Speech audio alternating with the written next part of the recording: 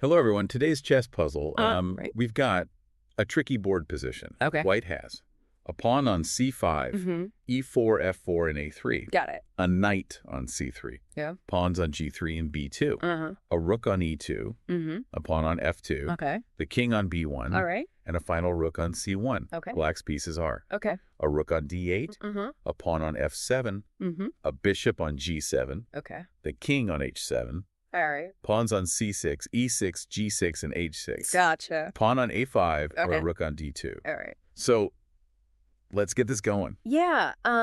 What's fascinating here is at first glance, neither side seems to have a clear advantage. Right. But if you look closely, Black has some sneaky potential. Okay. Notice how Black's bishop on g7 commands a long diagonal, and those rooks on d2 and d8 are poised for action. Okay, so Black has some interesting pieces in play. What kind of plan could they be cooking up? Well, you might be tempted to look for a checkmate, Okay. but the real power play here lies in Black's bishop.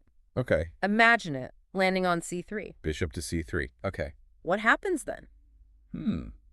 Well, White's rook on e2 Uh-huh. would be forced to block by moving to d2. Exactly.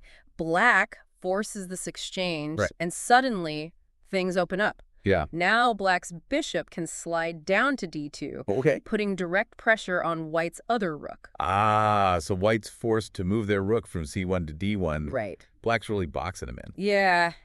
What's the next step in this trap? Now's the time for Black to advance that pawn on a5 to a4. Okay. It might seem like a small move, Right.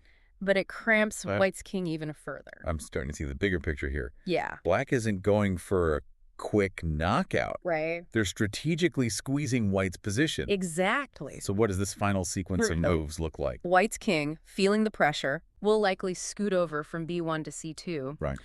Black then seizes the opportunity to move their bishop from d2 to a5, Okay. further restricting the White king's movement. Uh-huh. White, desperate for some breathing room, Right. might try to break free by moving their rook from d1 to d8. Okay. But Black has a brilliant counter. Oh. They move their bishop from a5 to d8, capturing White's rook. Wow. Okay. So the answer is bishop g7 to c3. There you go. Yeah.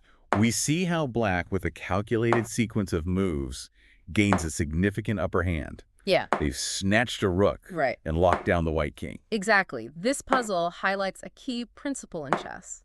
Sometimes the most effective strategy isn't about flashy attacks, Right. but about patient maneuvering Okay. and positional dominance. Thank you for listening.